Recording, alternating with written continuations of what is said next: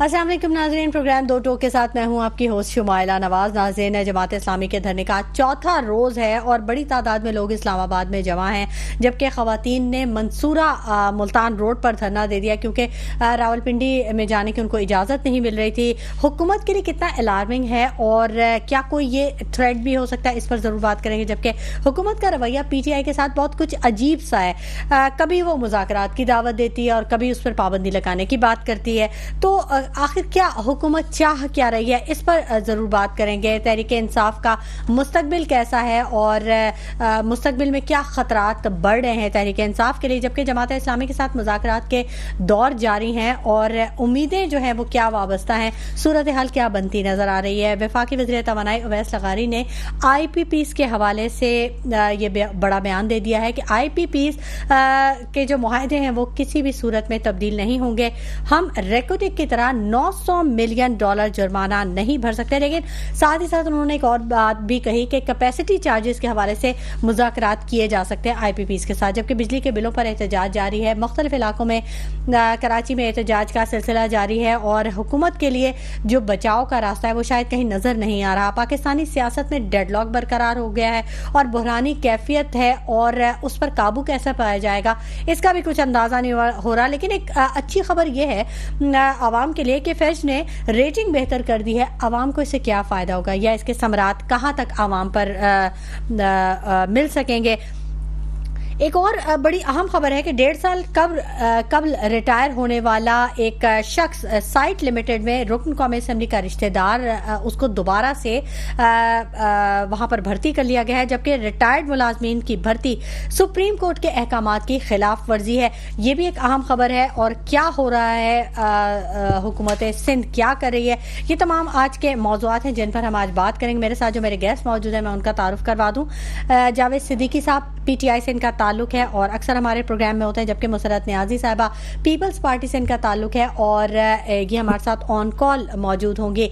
Programme के सिलसिले को आगे बढ़ाएंगे और जावेद सिद्दीकी साहब से मैं पहले बात करना चाहूंगी। अस्सलाम वालेकुम जावेद साहब। वालेकुम अस्सलाम। क्या हाल है सर, कैसे आप? अल्हम्दुलिल्लाह। बारिश में भीगते हुए आए आप? जी हाँ, मौसम बारिश हो जाए तो मौसम जरा अच्छा हो जाता है, खुशगवार मौसम तो अच्छा हो जाता है, लेकिन जो सियासी मौसम है वो कभी अच्छा नजर नहीं आया हमें। क्यों, ऐसा क्या वजह? देखें, इंशाल्लाह उम्मीद पे दुनिया कायम है और अब लोगों को एक उम्मीद हो चली है कि इस वक्त जो पाकिस्तान की सियासत में हलचल मची है वो इंशाल्लाह कोई ना कोई तब्दीली लेके आएगी। कौन से हलचल की बात कर रहे हैं? ये जो धरना भी जारी है इस्लामाबाद? नहीं, ये धरना नहीं, मैं 2018 से जो हलचल मची है, अच्छा। PTI के वफाक में गवर्नमेंट बनने है, उससे पहले सूबे में थी। जाहिर है सूबे के एक महदूद इख्तियारात होते हैं। अच्छा। लेकिन जब वो वफाक में आई और फिर जो उन्होंने इक़दाम किए उससे जो हलचल मची, उसके बाद आपने देखा कि जब जो दूसरी गवर्नमेंट आई रिजीम चेंज के बाद, तो उन्होंने बहुत सारे कवानीन चेंज कर दिए जो अरसे दराज से चल रहे थे। और पहले उन्होंने इसलिए चेंज नहीं किए थे कि पहले सिर्फ उधर पेशियां हो रही थी और हाजिरियां लग रही थी और उसके अलावा कुछ नहीं होता। अच्छा। लेकिन जैसे ही PTI गवर्नमेंट आई उन्होंने इदारों को फ्री हैंड दिए और जब उनके जो मुकदमात थे उनके फैसले करीब आने लगे, जैसे कि आप खाकान अब्बासी का सुनते भी हैं कि अगर गवर्नमेंट रह जाती तो हम सब जेलों में होते। तो इस तरह की हलचल 2018 के बाद जो हुई थी, तो आपने देखा कि उससे पाकिस्तानी सियासत में काफी चेंज आया। ठीक है। और अब दोबारा आपने जब 2024 के इलेक्शन में देखा कि अक्सरियत होने के बावजूद खास साहब और PTI को गवर्नमेंट नहीं बनाने दी, तो इससे ये जाहिर होता है कि बाकी जमातें इस जो इस्तेसाली निज़ाम है इसको चलाने के लिए PTI से खौफज़दा है। उन्हें पता है कि PTI को अगर हम सियासत से दूर रखेंगे तो हम चल सकते हैं, वरना हमारे सबके जो मुकदमात हैं, जो चीज़ें हैं, जो अब अक्सर तकरीबन सारी आवाम के सामने आ गए, जो एग्रीमेंट्स वगैरह हुए थे और जो भी चीज़ें हुई थी और जिस तरह जो दूसरे लीक्स वगैरह आए उसमें जो जायदादें थी, जब उनका एहतसाब शुरू हो गया तो फिर ये सब जाहिर सी बात है कानून के शिकंजे में आएंगे। जो हम अक्सर सुनते हैं कि कानून का शिकंजा, लंबे हाथ, तो क्योंकि वो सुनते थे। अच्छा, लेकिन अब इंशाल्लाह वो नजर आएगा। अच्छा, जब गवर्नमेंट आएगी। उम्मीद आप नजर आ रहा है। अच्छा, ये जो जमात इस्लामी का जो धरना जारी है, 4 रोज हो चुके हैं, बहुत बड़ी तादाद वहाँ पर मौजूद है कारकुनान की, और शायद आपने भी फेवर किया है, उनको हिमायत का ऐलान किया है आपने भी उस धरने का। देखें, जमात इस्लामी के साथ हमारा अंडरस्टैंडिंग चलती रही है। आपको पता है कि खैबर पख्तूनख्वा गवर्नमेंट में वो हमारे साथ भी थे, 4 साल साथ रहे, और आखिरी वक्त में उन्होंने फिर मौलाना फजलुर रहमान साहब के साथ इश्तराक कर लिया। अच्छा। और वो मौलाना फजलुर रहमान जो उन्हें मुशर्रफ दौर में पहले धोखा दे चुके थे, और आपने देखा था कि फजलुर रहमान साहब की पॉलिसी जो थी कि मतलब हुकूमत के साथ भी थी और एस्टेब्लिशमेंट के साथ भी थी। वो। हाँ, लेकिन फिर जमात इस्लामी ने MMA बना के, तो वो इनका एक अपनी सियासत है, हमारी एक अपनी सियासत है। ठीक है। हम जहाँ सही समझते हैं वहाँ पे फेवर कर। और अभी आपने देख लिया कि खान साहब अक्सर और बेशतर ये बयान देते रहते हैं, जो आपने सुना होगा, कि मैं उन लोगों से हाथ नहीं मिलाऊंगा जिन्होंने मुल्क को इस नहज पे पहुंचाया। इस जिस तरह आज हमारा मुल्क है कि एक आम आदमी बेचारा अपना घर चलाने से कासिर है, लेकिन जो दूसरे सियासी जमातें हैं उनसे वो मुज़ाकरात भी करते हैं, उनसे मुलाकातें भी होती हैं, सब कुछ होता है। ठीक है। तो ये एक वाज़ेह मौक़िफ़ है हमारा। ठीक है, ठीक है। पीपल्स पार्टी से मुसरत न्याजी साहिबा ने भी हमें ज्वाइन कर लिया। अस्सलाम वालेकुम मुसरत न्याजी साहिबा। जी वालेकुम अस्सलाम। मुसरत न्याजी साहिबा, आप भी मौसम का लुत्फ उठा रही हैं? क्या करना है, मौसम का जब मौसम बेहतर होगा तो भी अल्लाह का शुक्र अदा करना है, और अगर मौसम किसी हद तक गर्म बल्कि बेतहाशा गर्म है तो भी अल्लाह का शुक्र अदा करना है। दोनों सूरतों में मेरे ख्याल वैसे जबरदस्त, ये तो बहुत अच्छी बात है। अच्छा, ये जो इस्लामाबाद का दर्जा हरारत जो ऊंचा हुआ है, इसके बारे में आप क्या कह रही हैं? हुकूमत के लिए कोई थ्रेट होगा, अलार्मिंग है कुछ?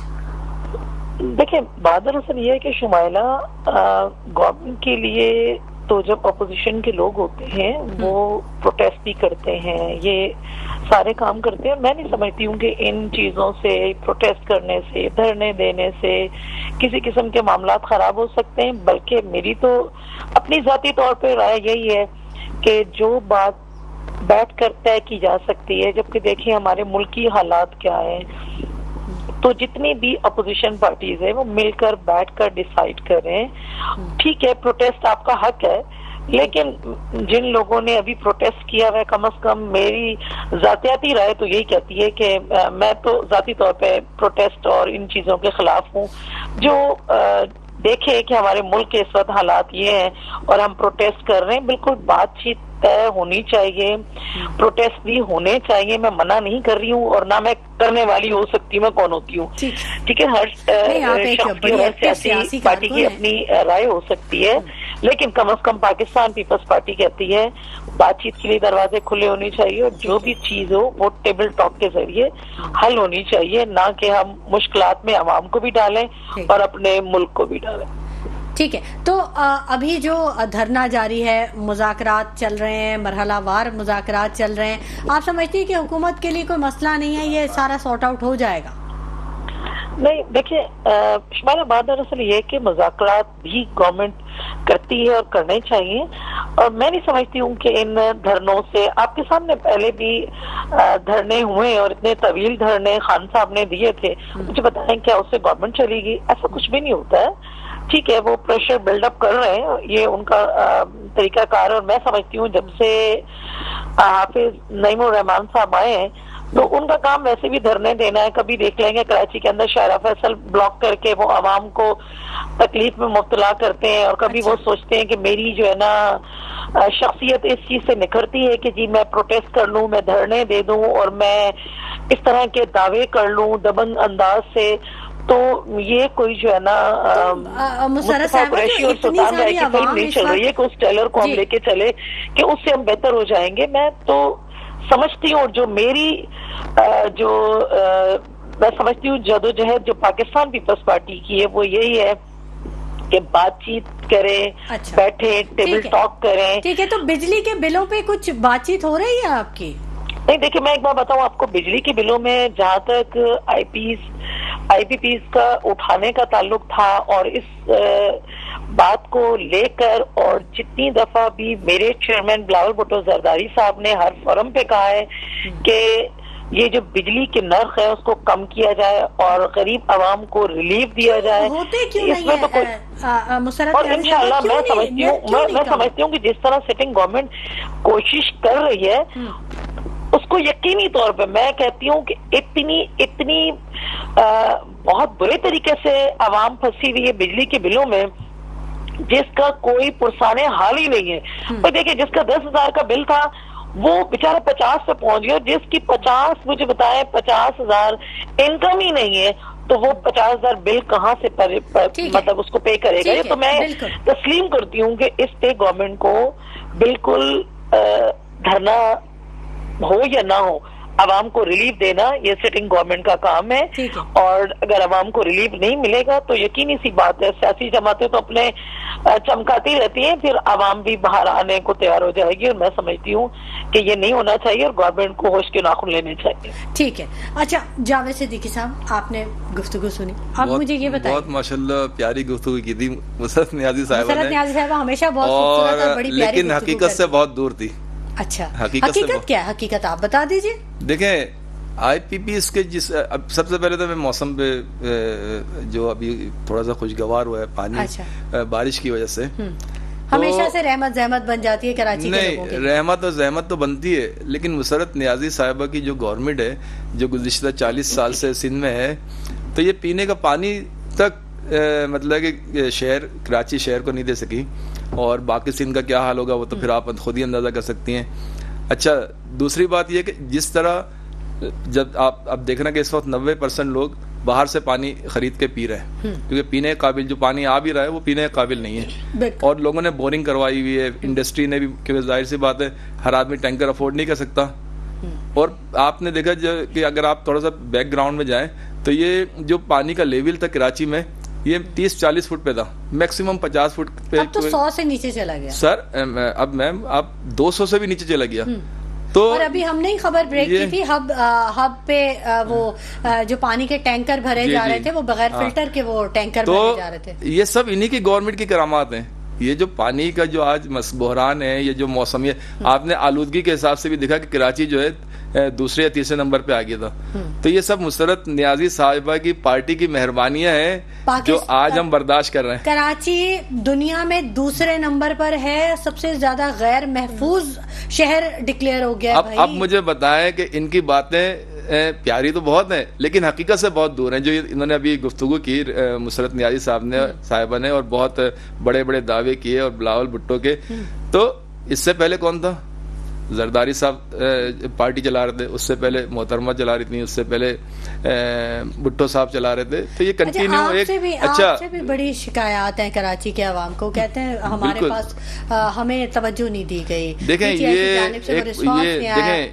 प्रोपेगेंडा बानी PTI जब वो वजीर आजम थे तो उन्होंने कराची को तवज्जो नहीं दी, हालांकि कराची हब है, बिल्कुल ऐसे हब है। और ये सब असल में प्रोपेगेंडे, बहुत जाहिर सी बात है जो पार्टियां जिनकी सियासत कराची से खत्म हो रही है वो इस तरह के प्रोपेगेंडे करती हैं, वरना अगर आप देखा जाए।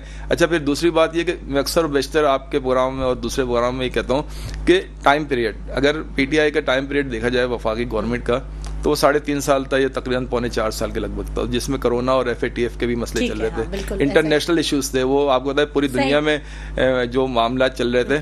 तो फिर FATF में भी आपने देखा कि तकरीबन तमाम नकात PTI की गवर्नमेंट में उनको हैंडल किया गया, और जो आलमी जो बरादरी को जो तहफ़्फ़ुज़ात थे उनको दूर किया गया, और वो फिर FATF ग्रे लिस्ट से निकल के, वरना वो ब्लैक लिस्ट की तरफ जा रहे थे। एक वो मसला था, एक वो जी। उसके बाद अगर देखा जाए 2 साल के बाद तो 1.5 साल रहता है। अब फिर दूसरी बात ये, कराची में जो अगर आप देखें कि ग्रीन लाइन बस की जो 80 बसें आई हैं वो वफाक लेके आया है। इसी तरह फायर टेंडर जो आए थे, आपने देखा था पहले आग लगती थी, आपने देखा सदर में लगती थी और मार्केटों में लगती थी, और फायर ब्रिगेड नहीं पहुंच पाती थी। उसके बाद 50 फायर टेंडर जो थे वो PTI की गवर्नमेंट में आए थे। अच्छा, फिर दूसरा आपने देखा कि जो सैलाबी सूरत हाल पैदा होती थी, तो उसमें एक मंसूबा बनाया गया जो लियारी नदी से लेके सुरजानी तक का, और वो काफ़ी हद तक कंप्लीट भी हो गया था। लेकिन अब उसके बाद गवर्नमेंट चली गई, तो उसके बाद आप देखें वो मंसूबा अपनी जगह रुक गया। तो इसी तरह K4 का जो मंसूबा चल रहा था वो भी तकरीबन इक़्तिसादी राब्ता कमेटी ने अप्रूव कर दिया था। तो लाजमी सी बात है कि कराची के ये सारी चीज़ें हुई थी। अच्छा, फिर दूसरी बात ये कि एक डेवलपमेंट फंड था जिसमें बहुत सारे काम हुए थे, छोटे बड़े, लेकिन अब जब गवर्नमेंट चली गई तो बहुत सारी चीज़ें पाइपलाइन में थी जो होने वाली थी। लेकिन 3.5 साल दौर में अगर ये चीज़ें हो सकती हैं तो 40 साल दौर तो इससे बहुत ज्यादा तापनाक और बहुत अच्छा होना चाहिए। ठीक है।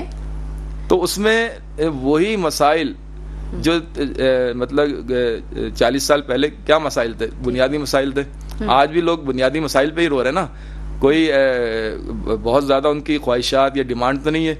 आज भी वो पानी, बिजली, गैस, रोड और सेवरेज, यही इन्हीं चीजों की तस्करे होते हैं। ठीक है, एक और बहुत ज्यादा अहम मौजू है। मुसरत न्याजी साहबा, आलमी मौसमियाती जरीदे की रिपोर्ट शाया हुई है और उसमें बताया गया कि पाकिस्तान के गर्म तरीन इलाके जैकबाबाद, सिंध और बलूचिस्तान के जो सिबी डिवीजन है नसीराबाद, अगले 3 सालों बाद और मस्कूरा नक्शे में मौजूद मैदानी इलाके आइंदा आने वाले 7 सालों बाद रहने के काबिल नहीं होंगे। वहाँ इतनी शदीद गर्मी है, पारा जो है वो 55 से भी ज्यादा हो जाएगा। तो इस बारे में कुछ इकदामात है? अभी तो 7 साल, 3 साल या 7 साल हैं अभी हमारे पास। शुमाना, एक बात तो पहले मैं अपने भाई में जावेद भाई हैं, जावेद सिद्दीकी साहब जी, मैं इनको एक बात का जवाब देना चाहूंगी। मेरे भाई ने कहा कि जी पानी पीने का नहीं है, बिल्कुल हम समझते हैं कि पानी की शॉर्टेज है। दूसरी बात ये कि देखिए, मीडिया पे बैठकर ये लोगों के पास बैठ के इतने खूबसूरत जो है ना, बड़े अच्छे इंसान है, लेकिन इतने खूबसूरत झूठ पीटीआई वालों की तरह ना बोले कि K4 के प्रोजेक्ट की बात कर रहे हैं। पीपल्स पार्टी की तरफ सच नहीं बोलूंगा ना, तो मैं बिल्कुल मैं कह रही हूँ ना, सच देखिए ना मुसरत साहिबा, मैं पीटीआई का हूँ तो पीटीआई की तरफ बोलूंगा, आपकी तरह का सच नहीं बोलूंगा। मैंने आपकी बात सुनी है, मैंने बड़े तामुल से सुनी है। जी जी बिल्कुल जी, आप लोगों को पीटीआई वालों का इशू यही है कि आप लोगों के अंदर तहम्मुल नहीं है ना, तहम्मुल से कोई बात सुन नहीं सकते। असल में अब अवाम की हालत ऐसी हो गई कि तहम्मुल बहुत मुश्किल हो जाता है। अब अवाम की हालत को देखते हुए भी अगर हम तहम्मुल नहीं रखते हैं, बोलने का मौका मिलेगा ही नहीं ना, आपको इस तरह से बोलने का मौका नहीं मिलेगा। फिर आप जब सुनेंगे नहीं तो फिर आप ही प्रोग्राम कर ले, अपना शौक पूरा कर लीजिए। मुसर्रत साहब, बात अपनी कंप्लीट जी। बात दरअसल ये कि मेरे भाई कह रहे हैं K4 का प्रोजेक्ट, देखें खान साहब की जब गवर्नमेंट आई थी ना, तो K4 के प्रोजेक्ट पे इन्होंने ये कहकर बिल्कुल 1% तक नहीं दिया था, जब तक 3.5 पौने 4 साल इनकी गवर्नमेंट रही, कि जी इसके अंदर जो है ना करप्शन है। क्योंकि करप्शन खान साहब को दाएं बाएं हर तरफ नजर आती थी, सिर्फ अपने लोगों के पास और अपने लिए नजर नहीं आती थी ना। तो एक रुपया नहीं दिया, बल्कि कई प्रोजेक्ट अनाउंस किए, 162 अरब का अनाउंस किया इन्होंने बीइंग अ प्राइम मिनिस्टर। 1 रुपया उन्होंने खर्च नहीं किया कराची के अंदर। बातें नहीं करें, बातें करने के लिए अभी देखें, मेरे चेयरमैन ने नई केनाल से तकरीबन 100 MGD जो है ना पानी इंशाल्लाह इसी शहर को मिलेगा।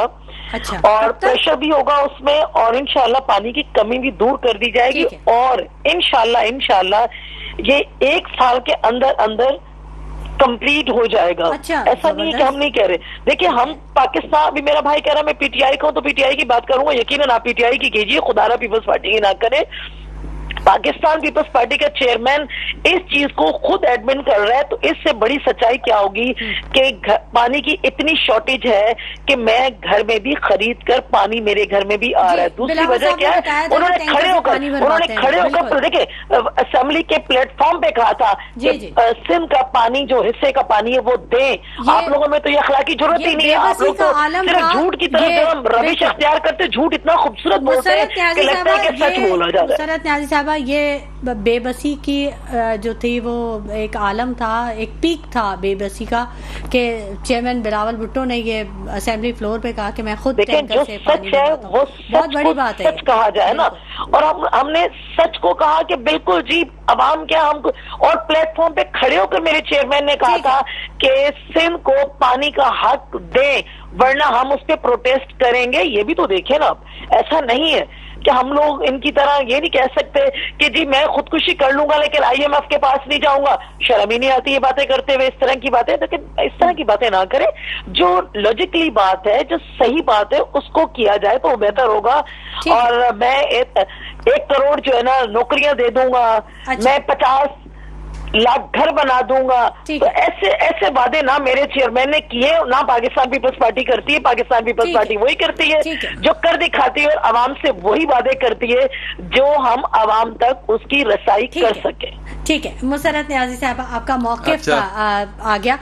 जी जावेद सिद्दीकी साहब, मैं आपसे ये पूछना चाह रही हूँ कि हुकूमत का जो रवैया है वो पीटीआई के साथ कुछ अजीब सा नहीं महसूस हो रहा कि कभी वो मुज़ाकरात की दावत देती है, एक जानिब मुज़ाकरात की दावत देती है तो दूसरी जानिब उस पर पाबंदी की भी बात कर देती है।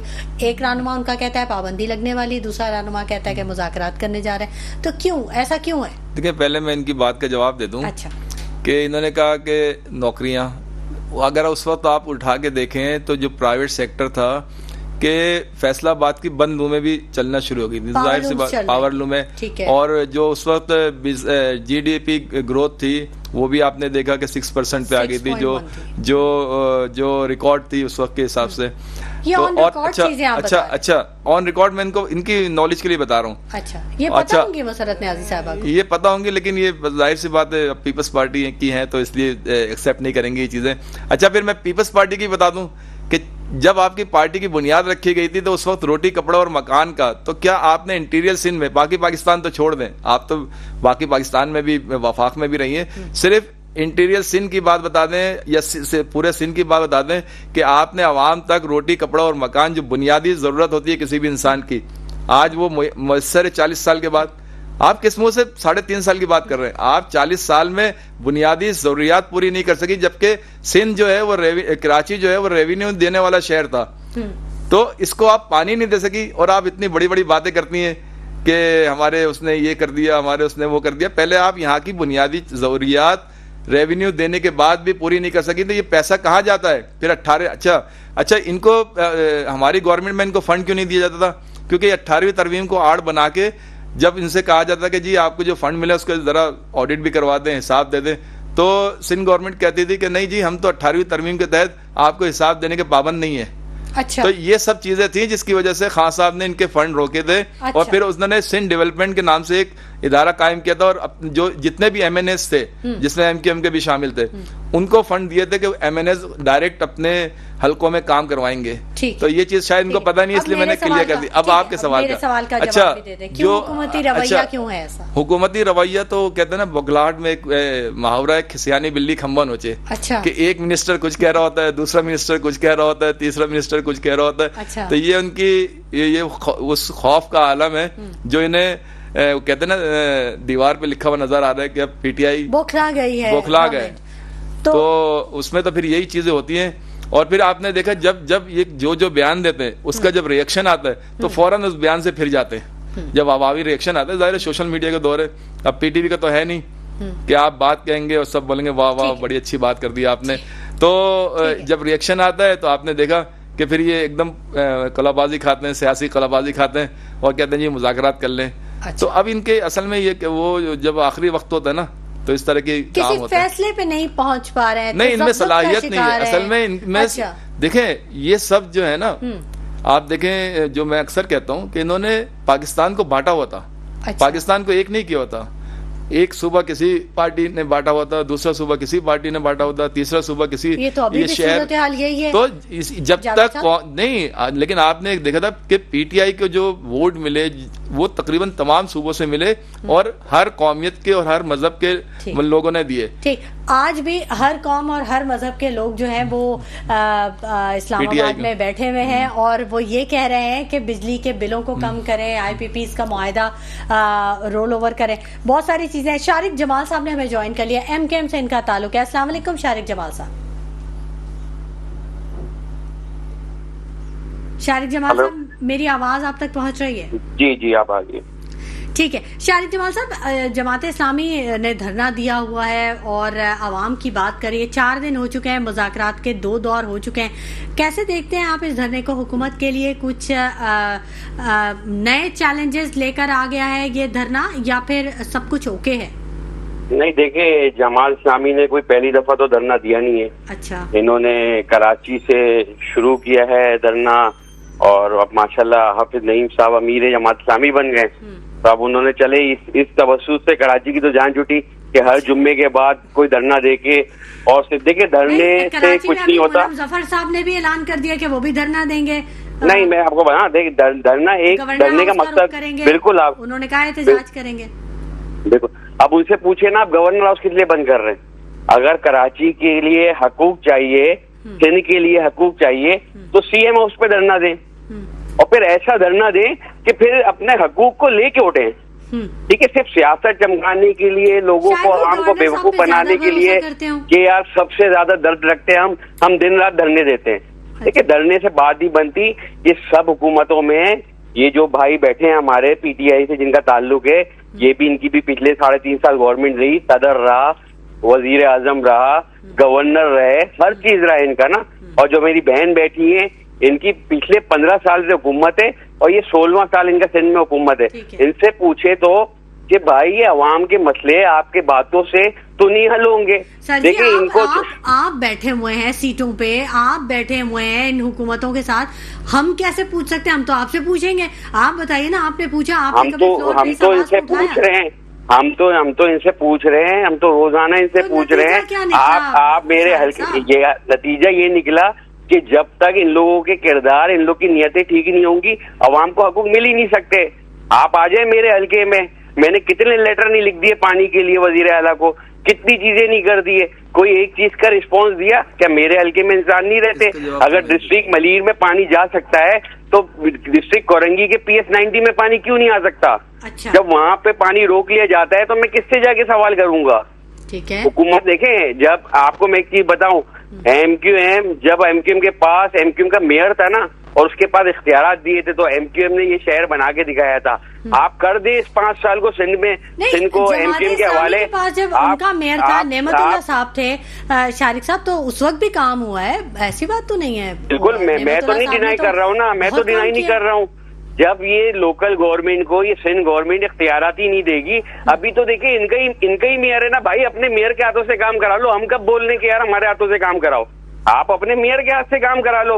इस शहर को तरक्की, लोग, बारिश होती है, अभी बारिश हो गई, अभी तक तो हुई नहीं, अगर हो गई तो सारी पोल खुल जाएगी। यही इनके मेयर साहब आज जो है, ये 3 साल एडमिनिस्ट्रेटर भी रह चुके हैं। ये क्या करते हैं? ये नालों की सफाई करते हैं, आके नाम के ऊपर सिर्फ तस्वीरें खिंचवाने के लिए ये शावल मारते हैं नालों में, गैस की लाइन तोड़ते हैं, पानी की लाइन तोड़ते हैं, सेवरेज की लाइन तोड़ते हैं और चले जाते हैं, और फिर बोलते हैं कि हमारे पास पैसे नहीं है कि हम इसको नालों को बना सके। आप आए मेरे हल्के में, मैं बताता हूँ, इन्होंने नालों की सफाई करते हुए पूरे एक बहुत बड़े यूसी की पूरी गैस ही तोड़ दी है, जो 10 दिन से गैस से महरूम है। मैं काम करवा रहा हूँ सुई गैस से खड़ा होके, ये आके पूछते भी नहीं है ये लोग।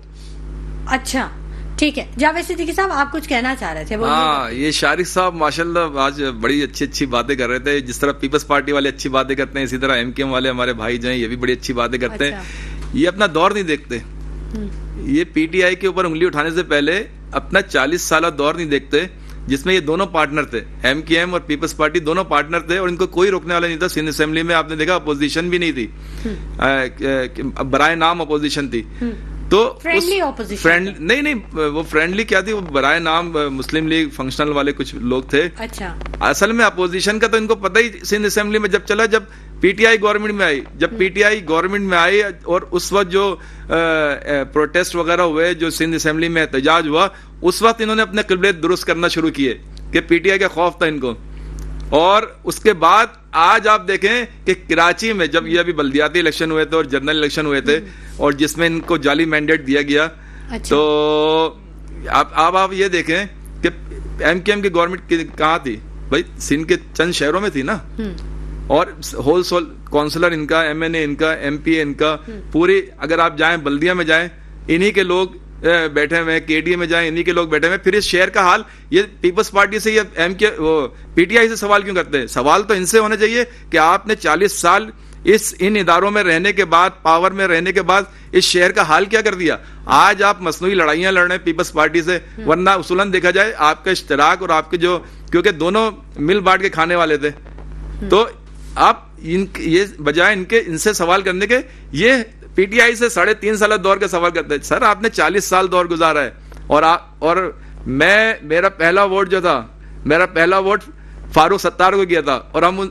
उस वक्त उनसे पुरुम्मीद थे। लेकिन 92 के बाद जो लॉबी भत्ता माफिया इस शहर में हुई, आज इस शहर के कारोबार का हाल देखें, आज इस शहर के जो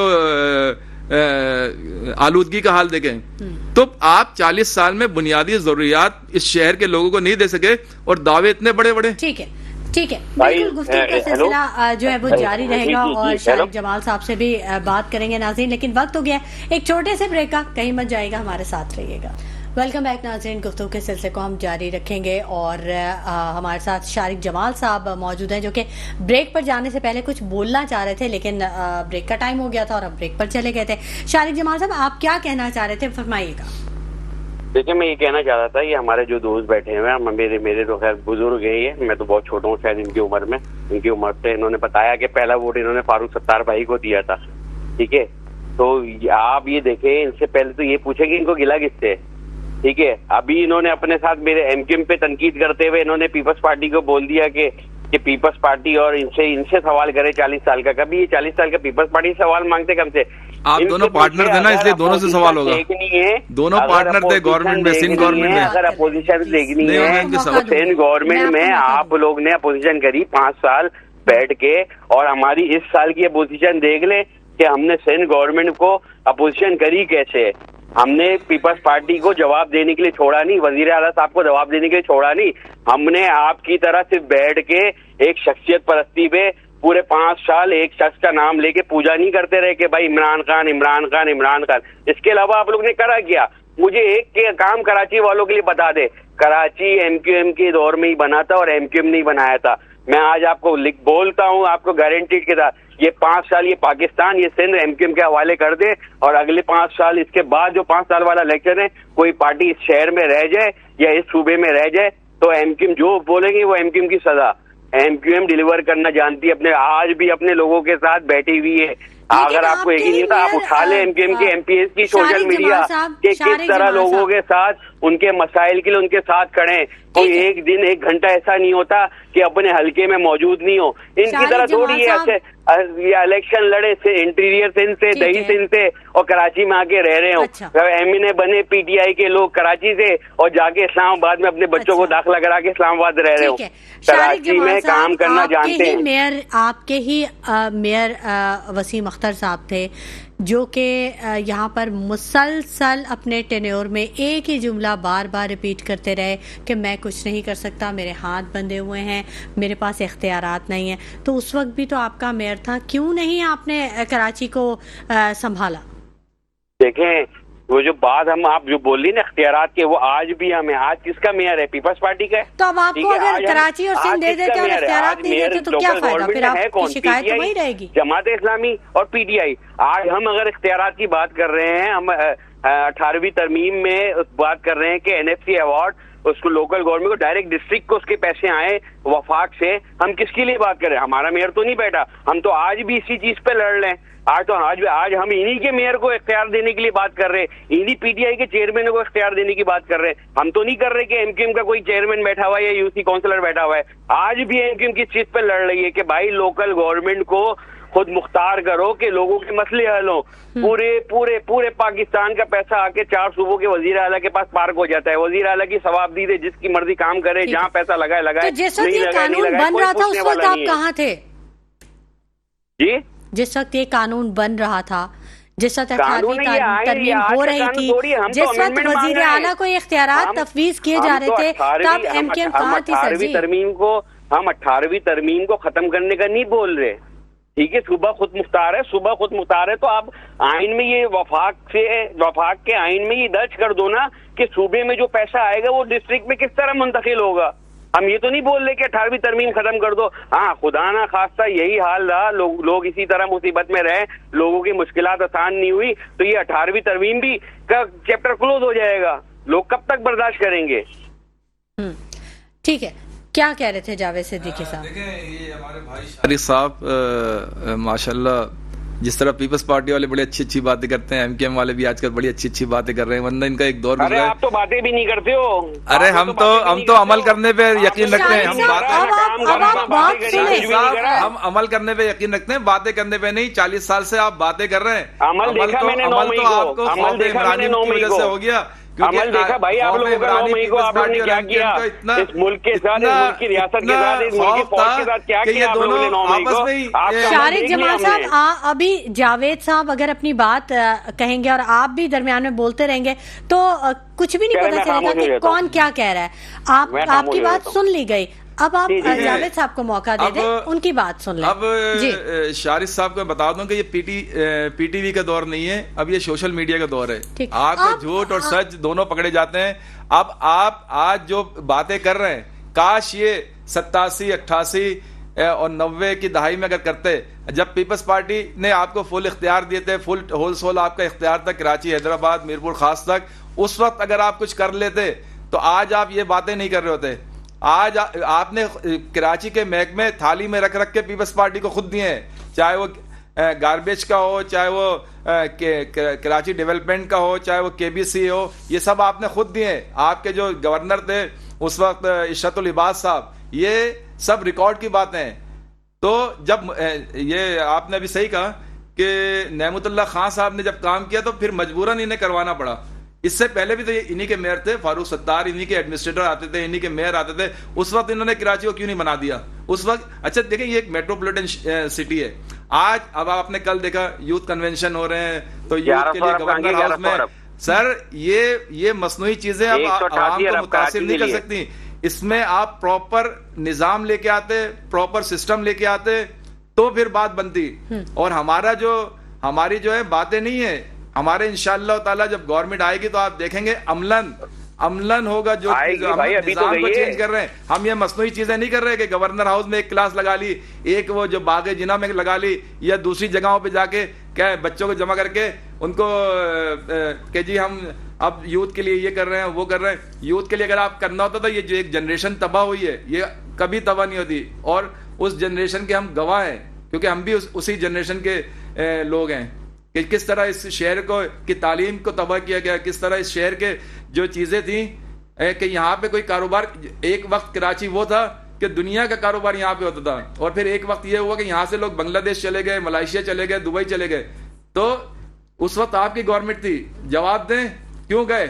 क्योंकि उनकी जानों को खतरा था, उनसे भत्ते लिए जाते थे। ये कोई ढकी छुपी बात नहीं है। अरे अब मैं जवाब दे दूं इनके बात का। जी बिल्कुल, आप इससे सवाल ये बात कर रहे हैं 1984 से 88 से पता नहीं कौन सी ना, ठीक है।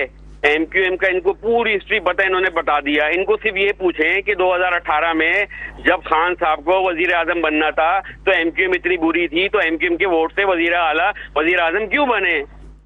अरे नहीं बनते ना वजीर आजम, एमक्यूएम के वोटों से क्यों बने? वजीर आजम से एमक्यूएम का इंतजाम करते हैं, देखें उसका रिजल्ट क्या है कि कराची की 15 नशिस्तों पे आपने जाली मैंडेट दिया है। 2022 के बाद जब उसी आपके अमल का हिस्सा है कि आज कराची वालों ने आपको रिजेक्ट कर दिया। कराची वालों ने जहाँ की बुनियाद, आपकी बुनियादी चीज यहाँ पे, वहाँ से आपको रिजेक्ट कर दिया गया और आप जाली मैंडेट लेके बैठे हुए असेंबलियों में। छोड़ो मैंडेट को, ये बताओ 2018 में हमारे वोट से वजीर आजम क्यों बने खान साहब? क्यों बोलते थे कि भाई इनसे नसीब तो कोई है? जवाब कराची की आवाम ने दे दिया कि उसने आपको रिजेक्ट करके पीटीआई को यहाँ से मुंतखब करवाया है। उसका जवाब आवाम ने आपको दे दिया है। 24 जो फरवरी में इलेक्शन हुए थे उसका रिजल्ट है फॉर्म 45 को देख लेंगे आपको कितने वोट पड़े हैं। बैड गवर्नेंस का जवाब था, कराची की आवाम ने दे दिया आपको। आप सिर्फ ये बताएं क्यों वजीर आजम बने एमक्यूएम के वोट से, जब आपको इतनी हिस्ट्री जमहूरियत में आवाम जवाब देती है, लीडर जवाब नहीं देता, आवाम जवाब देती है इलेक्शन में। जावेद साहब मुझे सवाल पूछने थे।